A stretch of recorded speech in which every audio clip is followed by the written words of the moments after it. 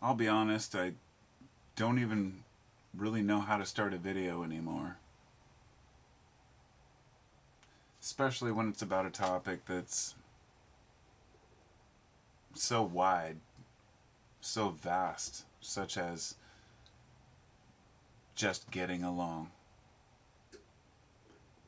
Freedom, equality, allowing people to flourish and live in their own space without feeling like a person has to inflict their own rage upon someone else or to violate somebody else's personal space or a culture or a nation.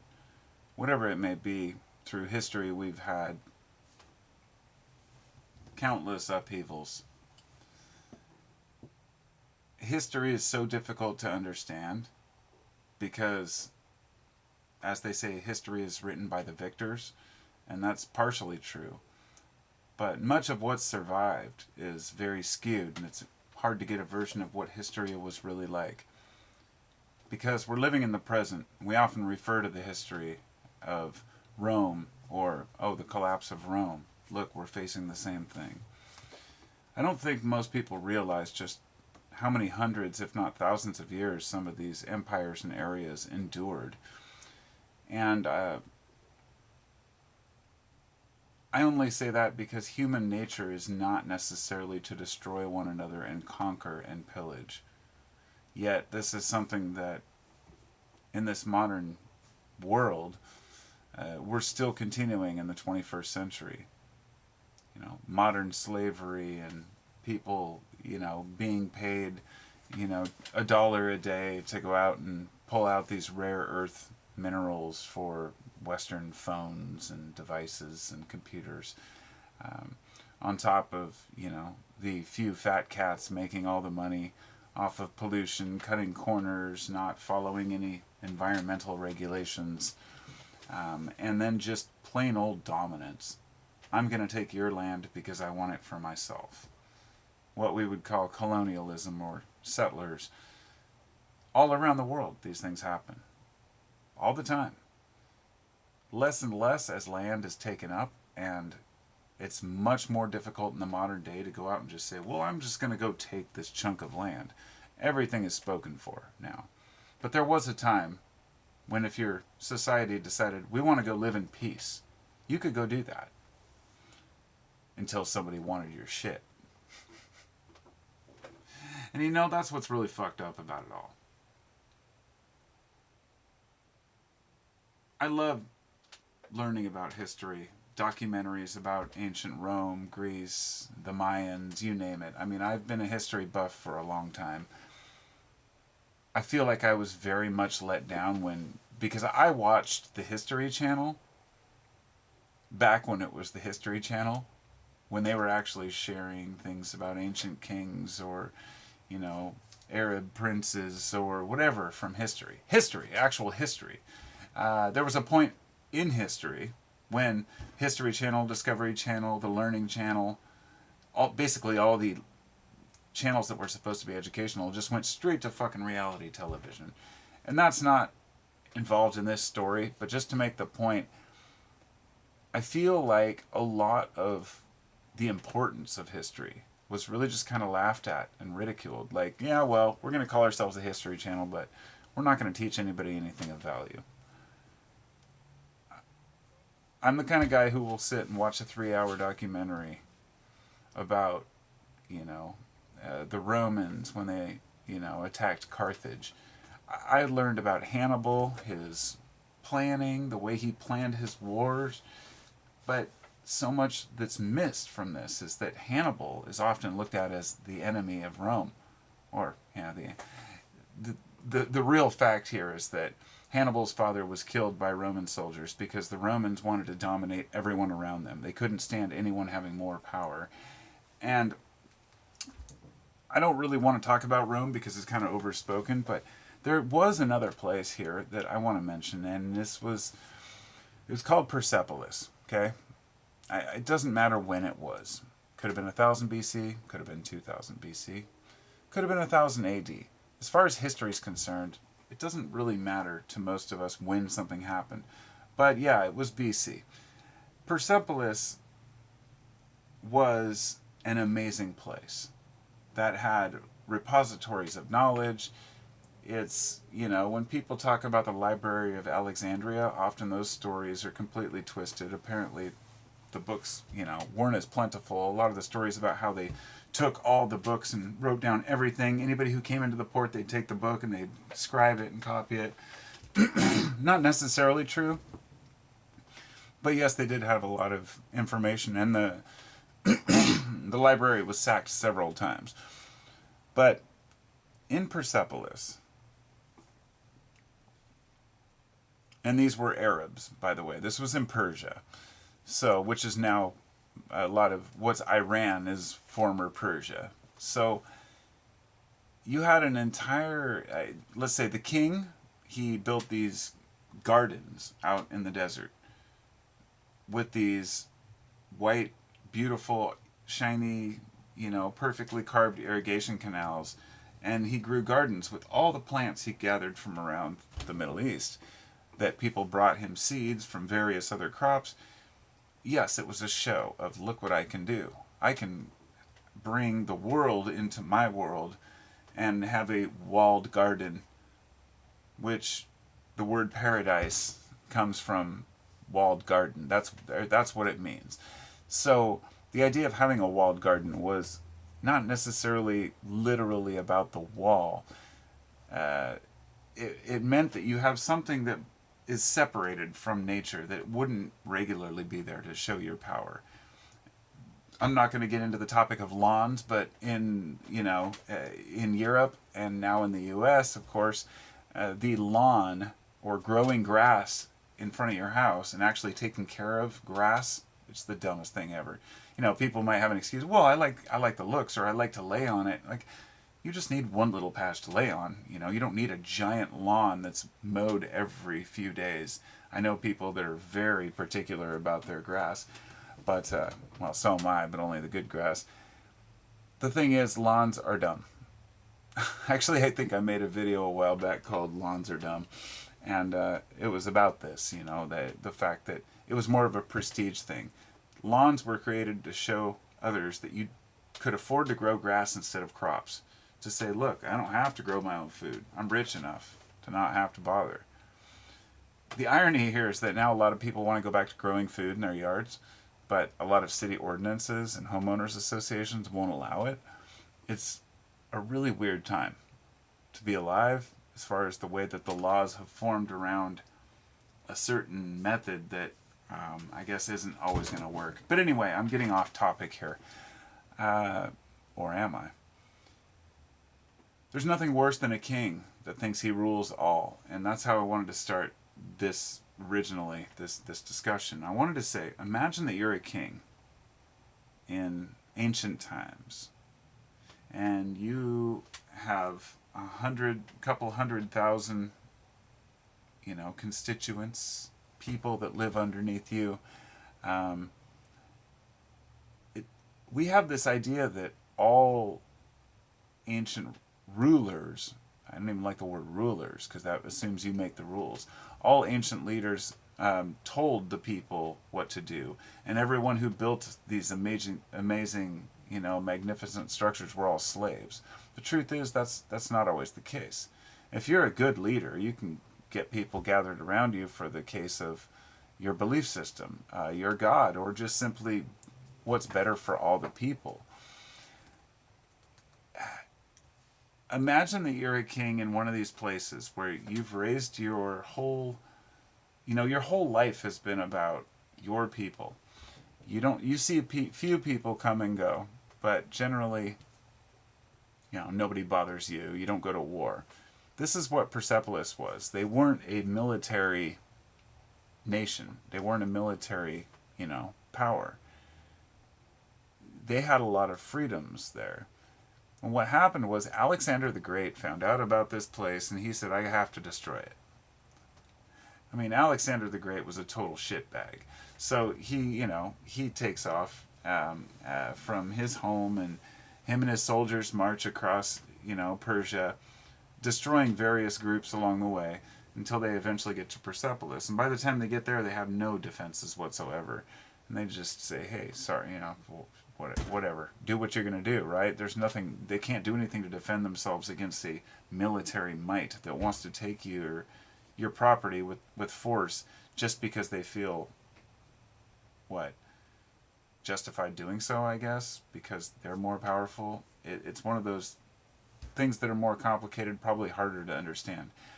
However, they went in, and as the legend goes, as they were sitting there after they'd taken the city, Alexander the Great, his girlfriend, his wife, whoever was his female partner, they were all drinking in the evening around the fire and laughing and talking. And then she said, "I want to burn the city. You should let me burn the city." This is legend, of course, and we never know how history really went. But apparently he allowed her to burn the city, which really means that he just went along with it and had his people burn the city. So they piled all of the furniture, all of the furnishings, all of the carpets, drapes, everything in the middle of these buildings and lit them all on fire and burned the whole city to the ground. The only benefit to this was the city was razed, therefore buried, and wasn't discovered again until recently. And once they dug out thousands of years of, all the dirt, these beautiful staircases and pillars, and it was really well preserved, all the carvings in the walls. But the thing was, the thing that was pointed out in the documentary was that all the people in the processions, in the wall carvings, they all were all getting along. They were helping each other, holding each other's hands, walking together. You see a lot of these cultures, it's just battle. It's just fight to the death. So here's my question, and that's very long-winded, I know, but are some cultures just more likely to be violent? Or is it just circumstantial depending on where you live and what the threats are? Or is it just one piece of fucking shit who has power, who convinces thousands, if not tens of thousands or millions of soldiers to go out and fight on their behalf because they claim that somebody else is the bad guy? And this is where it gets a little murky, because I don't believe in good and evil as far as an entire people. I don't feel like any one group of people on earth is evil. I'm fascinated with the Vikings, for example, and it turns out a lot of areas in Russia were of Viking descent because, that's where a lot of these groups ended up. But the idea we have of Vikings is that they were out there just pillaging and looting and stealing, but that wasn't true either. A lot of Viking groups were out making cooperatives and agreeing with different, groups and societies of, we'll leave you alone, you leave us alone. And that's kind of the history of humanity. We are a little standoffish at first, but you look a person in the eye, you talk to them, get to know them, and you realize maybe you're on the same page.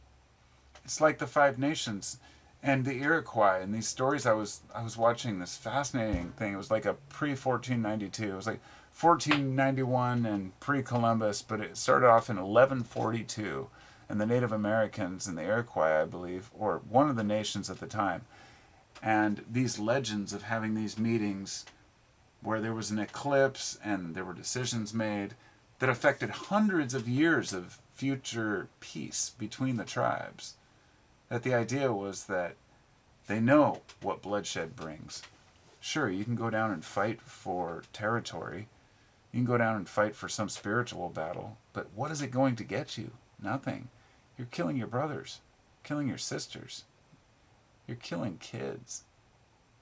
And that's where that's where I lose it. When children are being killed. Not on accident, not even as a side effect, but knowingly. When people target a home or a group or an area where they know children exist, they know children are there, that to me is like unforgivable. This is why I have, kind of stand alone, I guess, in a lot of ways. In I'm disgusted by the government of Israel and what they've been doing, which is obvious now by the discussion I've been having. That's not what this is about. But I was thinking about all the babies that are being killed. 3,000 children in 3 weeks. And I think how in the West, people are able to justify that as, well, it's just revenge. Look at what these other guys did. That's a whataboutism. It's a fallacy. It's a straw man argument. I can name a whole list of bullshit claims people make to justify children being harmed. But all through history, I've never understood how any adult could harm a child. It should be the one thing that we all agree to avoid.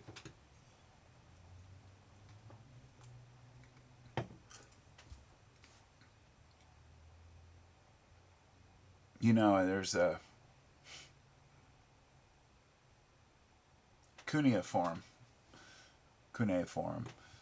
It's that ancient writing that they would do on these little clay tablets, and most of these clay tablets, as they call them, are just kind of a ovalish round piece with a flat on one side. They'd put it in their hand, they'd scribe it, and these things could be receipts for grain or trading gold or a lot of boring stuff. But these in a lot of places, even the slaves would learn to read and write. Even the least of the society was respected for their part. This goes back to a very complex, social structures, which I don't know how I feel about that. I want to make, because I believe in freedom of the individual, the ability to do what you choose in this world, and to enjoy yourself. Be a heathen if you want, or don't. It doesn't matter. It's your choice. But how much are others harmed by your choices? And I think I should probably have examples for that as to what I mean. Guess it would be kind of like I picture a big stinky diesel truck, just spraying out black smoke as it drives down the highway, right? And a person may say, hey, I'm an American, that's my freedom. I don't care about the environment, I don't care about, any of the bullshit rules and regulations because I can do what I want. But they're missing the main reason why it bothers people. Because if they're walking down the road and it's blowing in their face, it's horribly stinky and toxic and bad for their body and their lungs and their, health in general of the society. Does your, what you want to do outweigh the needs of others? It would be kind of like somebody who cranks music, at 2 a.m. all night, every night, and just, blast their neighbors out. Asking somebody to maybe turn it down isn't necessarily like a reason to get into battle. It's more like, oh, okay, sorry. It's just common decency. It's common respect. And I feel like that's something that's really been lost. And a lot of folks may say that we've never really had it. But we have. Maybe we even took it too far. During the, 17th, 18th centuries with mannerisms and, the bourgeoisie, kind of the whole, especially in Europe, the way that a lot of these hoity-toity fucking yuppies, as we would call them in the U.S., but let's just say those who come from a silver spoon, they tend to not have any real connection with the needs of people. Like not knowing what it's like to get up in the morning and stress because you have to go to work, because you have to make a certain amount of money so you can buy clothes for your kid or groceries for the next day. If you've never woke up and stressed about money, you're in a completely different world. Like you're clueless. You're the Marie Antoinettes of the world, which, eventually lose their heads. And not literally, it can be metaphorically. Having everything you want given to you is a recipe for disaster. And that's why humility is so important. And a lot of these communities, they lived very humbly. But guess what happened? They got attacked by somebody who was more arrogant. And that's something I'm wrestling with how to deal with. Do we need to be violent? Sometimes we might.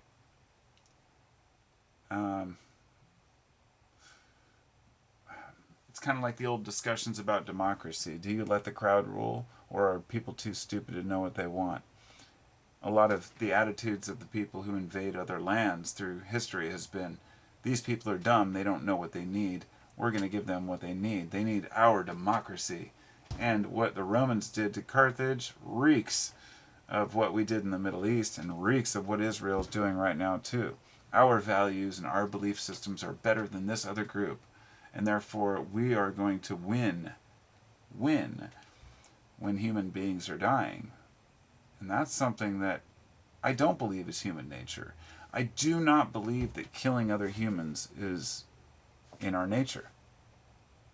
I think without somebody standing there telling people to kill, they generally won't. Of course, there's a few psychotic people out there. Of course. Say even up to 1 or 2% of people might be likely to kill without even a reason. But generally, people need a reason. Even if it's just that they're not paid attention to and society doesn't care about them. Maybe they lose their minds. I don't want to get too far off track because,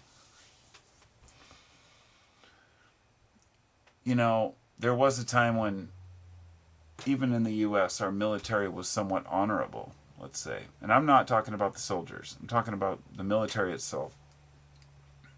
It was there to protect Americans.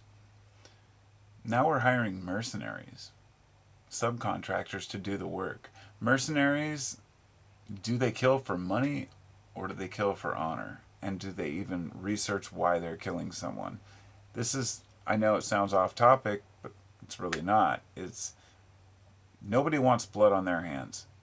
The fucking president can sit there and say, we're going to support giving more weapons to this other country because then they don't have to get their hands dirty when that government uses the weapons on somebody. Just like that government doesn't have to feel responsible because they're going to give it to the generals to deal with. The generals will give it to the squad leaders and the squad leaders to the soldiers. And eventually there's going to be 18-year-old kids out there shooting missiles at families. Or, perhaps it's a side effect of war. But the fact is, people are killing each other. They're going and seeking to kill each other before they even know what it's like to be an adult.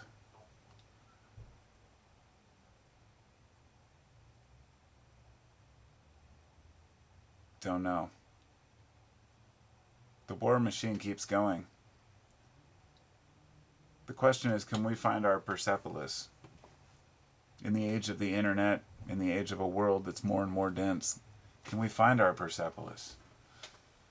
A place where we can isolate, get away from the bullshit, live in peace, have meetings and discussions, and talk about the future, vote on the future. A lot of folks don't realize that in ancient Greece, you didn't have to answer to a god. You weren't obligated to any gods, nor were you obligated to any leaders. In fact, for a long time in Greek history, leadership was changed yearly. They didn't want anybody getting too comfortable in office. And there were like a small group of, a small handful of people who stuck around so they could deal with the transitions and the paperwork, if you will. But the fact is that most people don't want to be politicians. But if you feel like citizen politicians are necessary to run a good society, you will. And a place like, in Greek society, you can run off of changing leadership every year as long as everybody is on board, and that requires everybody's informed. And to be informed, you have to be privy to the right information. And nothing you're getting from your government is correct, no matter where you live on Earth. I don't care what country you're in, your government is lying to you. They always do. That's how they stay in power. They bullshit the people. And that's not a conspiracy. That's just reality. You look back through history and everybody's okay with saying, oh, well, that's just a conspiracy theory, until 5 years later it turns out, oh, that was true. Going into Iraq, for example, when the first bombs dropped and what they called the shock and awe campaign, I shed a tear. I was like, I couldn't believe they were doing this. Just because I knew what was coming. It was going to be a long war. And I remember saying to a friend it would be like Vietnam, the next Vietnam, and they said it'll be over in 2 weeks. 20 years later, here we are. And that shit just keeps repeating, and people can't seem to get their shit together and stop fighting about bullshit. I want to make. No, I'm not going to make that clear. I was going to say something about, since I mentioned Israel, I should make it clear that I don't support Hamas. Fuck that. It seems obvious to anybody with half a brain. If anybody's already left a comment saying, oh, if you don't support Israel, you support Hamas, then you're a fucking idiot. I'm just so done with shallow thinking. And I feel like it has to be treated. Taking off the kid gloves with dumb shit people say on the internet. Like, if you see things in black and white to where you can't, that you have to take one side or the other, and you've got your brain in fucking sports mode your whole life, just remember that the teams shake hands at the end of the day. And they go home alive, usually. Yeah, I just don't buy that game. No. Fuck Hamas and the stupid shit they did. Do I understand why they exist? Yes, of course I do.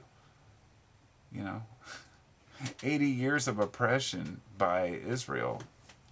And so it's this back and forth that will never end. You cannot kill an idea. And this is the thing humans have to realize. You can't kill an idea. It will seed and spawn and it will grow bigger and bigger until you've dealt with the root of the issue. Nobody ever wants to deal with the root of the issue. Do you think America had problems with terrorism before we went into the Middle East? No. The Middle East terrorism was a direct response to our bullshit meddling in other people's business. Common fucking sense for common humans. And that's my rant. Over and out. Talk to you next time. Be well. Take care of each other.